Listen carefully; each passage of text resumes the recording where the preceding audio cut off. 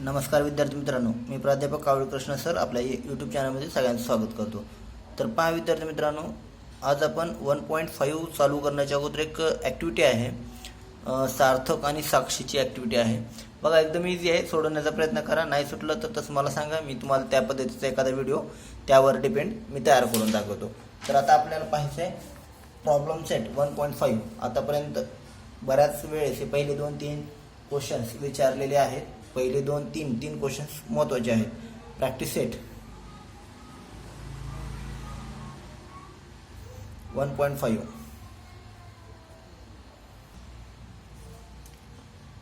तर पहा, पहिला क्वेश्चन दिलेला आहे. तुम्हाला प्रश्न पुस्तकामध्ये दिसून येत असेल की 2 नंबर्सचा डिफरन्स सांगितलेला आहे 3, आणि त्याची जी काही बिगर नंबर आहे त्या बिगर नंबरची 3 टाइम्स हे स्मॉलर नंबरच्या 2 टाइम्सच्या सम इतकी 19 आहे असं म्हणून सांगितलं आहे. क्वेश्चन जो दिलेला आहे बिगर नंबर आणि स्मॉलर नंबर, तर इथं गृहीत धरू आपण. इथं पहिला question,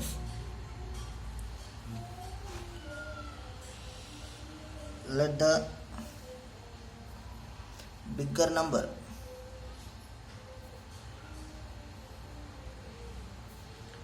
be x and smaller number by y. तर पहिली कंडिशन जी सांगितली आहे ती 2 नंबर्स मधला डिफरन्स जे आहे ते 3 आहे म्हणलंय. म्हणजेच काय करू, x minus y is equal to 3. Equation first. Bigger number मधून स्मॉलर नंबर मायनस केला, आन्सर आलं 3. त्यानंतर ही कंडिशन फर्स्ट झाली. Condition second. कंडिशन सेकंड काय सांगितलेली आहे की बाबा जे काही बिगर नंबर आहे त्या बिगर नंबरची थ्राईस म्हणजे तिप्पट हे स्मॉलर नंबरच्या ट्विस्टच्या म्हणजे दुप्पट यांची बेरीज किती सांगितलेली आहे, सम ऑफ दी 19 सांगितलेले आहे. आता 19 बेरीज म्हणल्यानंतर सम 19 आहे म्हणल्यानंतर किती, बिगर नंबरची थ्राईस तिप्पट, बिगर नंबरचा आहे 3, त्याची तिप्पट किती असेल 3x प्लस स्मॉलर नंबरची ट्विस्ट म्हणजे 2y इज इक्वल टू किती आहे 19. Equation second. पहा, अशा पद्धतीने झालं. ही पहिली इक्वेशन, ही दुसरी इक्वेशन. तर आता ह्याच्यामध्ये आपल्याला पहा, ह्याला जर 2 न मल्टिप्लाय केलं तर 2y कॅन्सल होतील. पहा, मल्टिप्लाइंग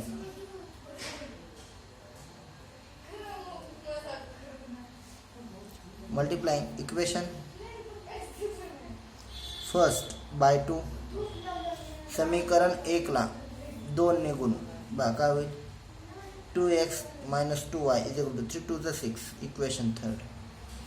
2y कॅन्सल करायचं. Adding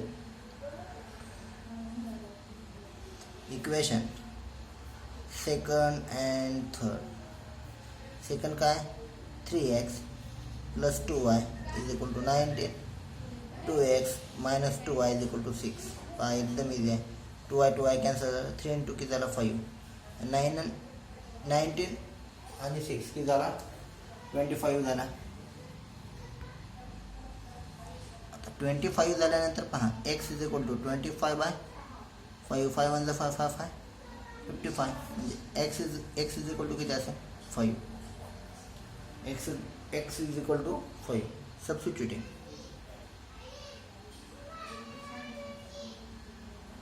x is equal to 5 in equation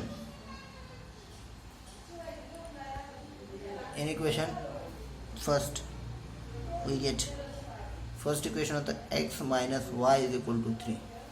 x ची व्हॅल्यू आहे 5 minus y is equal to 3. minus y is equal to 3 minus 5. Positive होतं, इकडे घेतला निगेटिव्ह झाला. Negative y is equal to negative 2. Negative cancel झालं म्हणजे y is equal to किती असेल 2. पहा, एवढ्या पद्धतीने झालं. बिगर नंबरसाठी आपण x गृहीत धरलं होतं, म्हणजे बिगर नंबर झाला 5 आणि स्मॉलर नंबर झाला 2. मग इथे लिहायचा बिगर नंबर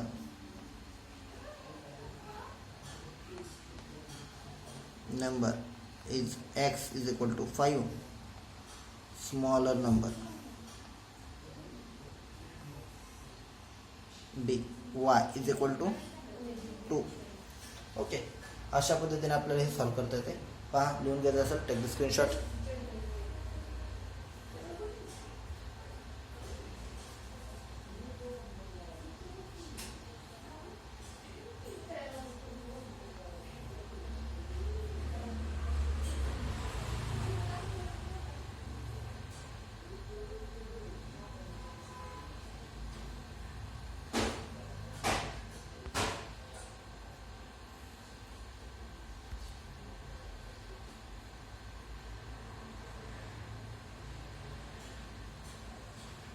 ओके, बघा सेकंड क्वेश्चन. अशा पद्धतीने गृहीत धरायचं x plus y, x Y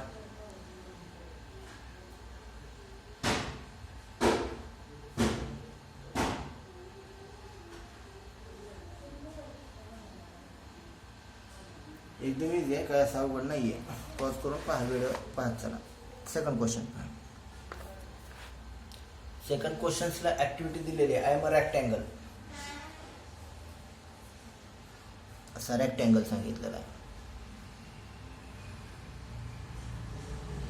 रेक्टँगलमध्ये 2x plus y plus 8 हे 2y आहे.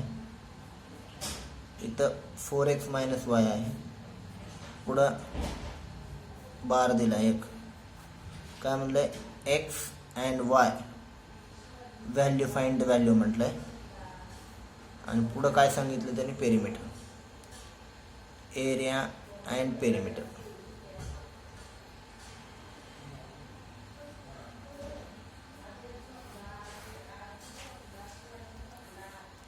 पेरिमीटर. आता ह्याच्यावरूनच आपल्याला काय एक्स वायची व्हॅल्यू काढायची, ह्या पद्धतीने बघायचं. तर पहा, इथे एक कंडिशन आहे, आपल्याला माहिती आहे. काय कंडिशन आहे, opposite sides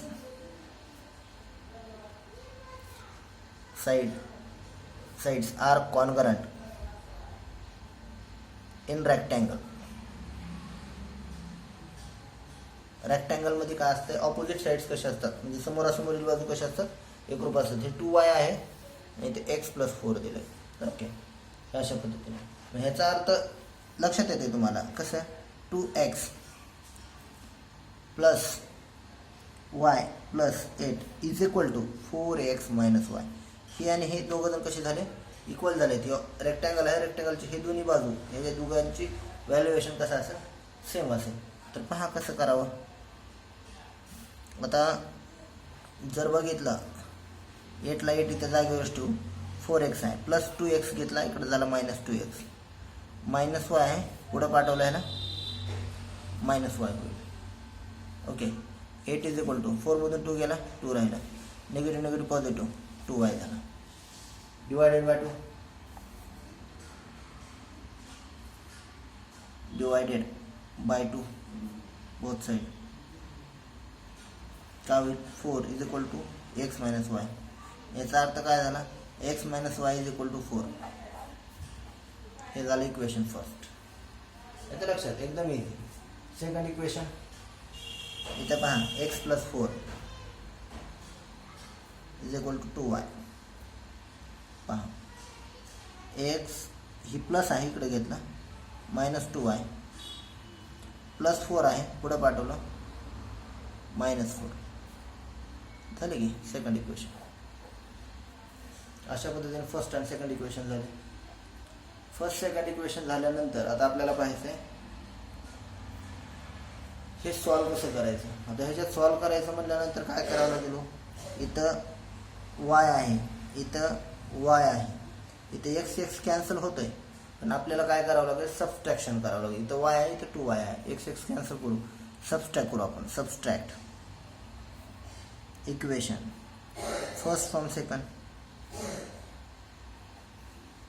first from second म्हणजे 2 मधून 1 वजा करायचं आपल्याला. आता 2 घेतो मी वरी, एक्स वजा 2y बरोबर निगेटिव्ह 4 झाला. X minus y is equal to 4. Subtraction, इथं प्लस आहे, इथं मायनस करू, इथं मायनस आहे, इथं प्लस करू, इथं प्लस आहे, मायनस करू, एक्स कॅन्सल झाला.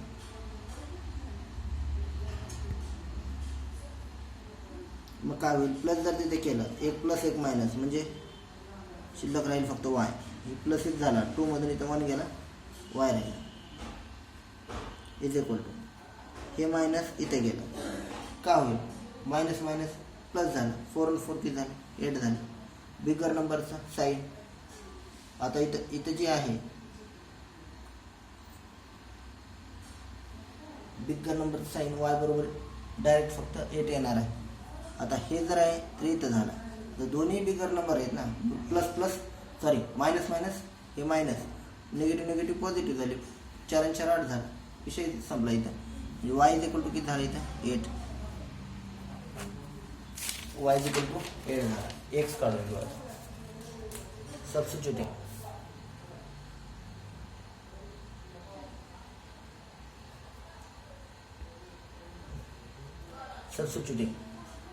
y is equal to 8 in equation first we get first equation काय होतं x minus y is equal to 4. x ची व्हॅल्यू किती निघाली माहिती नाही, काढायची. x ला x, y ची व्हॅल्यू 8 आहे.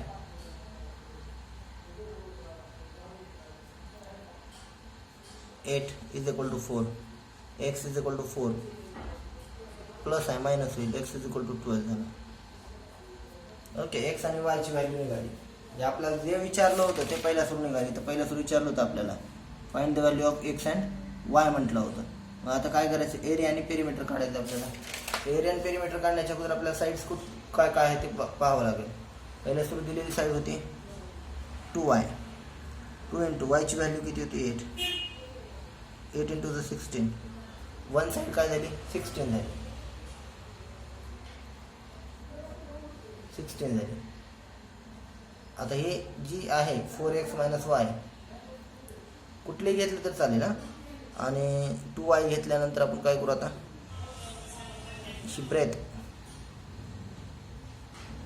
ब्रेथ घेऊ म्हणजे रुंदी, लेंथ म्हणजे लांबी. कुठली घेऊ 4x मायनस वाय, 4 इंटू एक्सची व्हॅल्यू आहे 12 मायनस वायची व्हॅल्यू आहे 8, 12 4 जा 48 मायनस 8 किती झाले 40 झालं. युनिट काय दिलं नसले की युनिट म्हणजे एकक लिहायचं असतं. ओके, आता आपल्याला विचारलेलं क्षेत्रफळ काढू. एरिया ऑफ रेक्टँगल मोठा आहे पण सोपा आहे. Rectangle L into B formula बघा हेच राहिले 16 into 40. Breadth into length, length into breadth काही घेतलं झाले 16 चौक 64, 0 0 SQ unit square unit. Okay 640. आता पेरिमीटर काढू. Perimeter of rectangle, perimeter of rectangle म्हटल्यानंतर काय होणार आहे, पेरिमीटर ऑफ रेक्टँगल म्हटल्यानंतर formula 2 bracket into L plus B. L आता एल जी आहे ती किती आहे, एल 40, लेंथ 40 घेतलं आणि ब्रेथ किती आहे 16 प्लस 16, 2 इंटू इथं दोघांमध्ये काय साईन म्हणजे मल्टिप्लाय 40 50 56 112 युनिट. ओके, मग आता आपल्याला जे विचारलं होतं तेवढं लिहून घ्यायचं. एक्स आणि वायची व्हॅल्यू काढा म्हणलं होतं. X is equal to 12, y is equal and y is equal to 8, x is equal to 12, y is equal to 8. त्यानंतर एरिया ऑफ रेक्टँगल किती दिलं 640 स्क्वेअर युनिट. पुन्हा पेरिमीटर ऑफ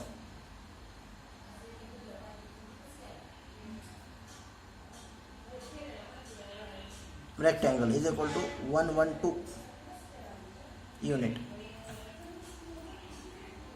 ओके, हे अशा पद्धतीने आपल्याला गणित सॉल्व करायचं आहे. गणित मोठा आहे परंतु सोपा आहे. तर पहा एक वेळेस डबल पहा दिलेलं गणित अशा पद्धतीने क्वेश्चन दिला होता. आपल्याला माहिती आहे की आयताच्या समोरासमोरील बाजू एकरूप असतात म्हणजे opposite sides are concurrent in rectangle. मग त्या पद्धतीने इज इक्वल टू मध्ये घेतलं दोन्ही बाजू. अशा पद्धतीने घेतल्यानंतर 4 मायनस एक्स मायनस वाय आलं, त्याला 2 न डिवाइड केलं, 2 न डिवाइड केल्यानंतर x minus y is equal to 4 अशा पद्धतीनं घेतलं. पहिलं इक्वेशन झालं.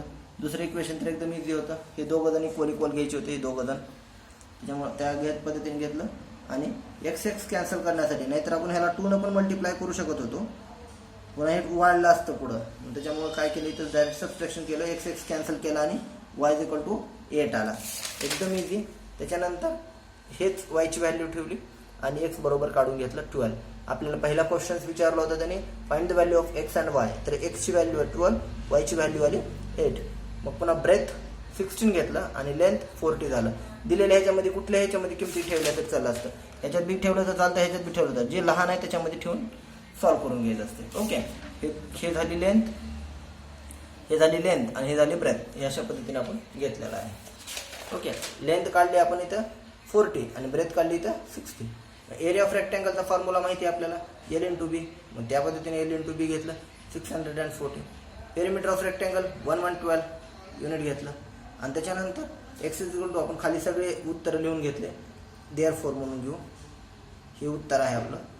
Therefore x is equal to 12, y is equal to 8. हे अशा पद्धतीने क्वेश्चन 3 मार्कासाठी विचारला जातो किंवा ॲक्टिव्हिटीमध्ये क्वेश्चन नंबर 3A मध्ये हा विचारला जाऊ शकतो. अशा पद्धतीने आहे. आजच्या व्हिडिओमध्ये फक्त आपण पहिला आणि दुसरा क्वेश्चन बघितलेला आहे. उद्याच्या व्हिडिओमध्ये आपण तिसरा, चौथा अशा पद्धतीने घेऊ, कारण जरा कसे मोठे क्वेश्चन्स आहेत आणि समीकरण करणं अवघड जातोय.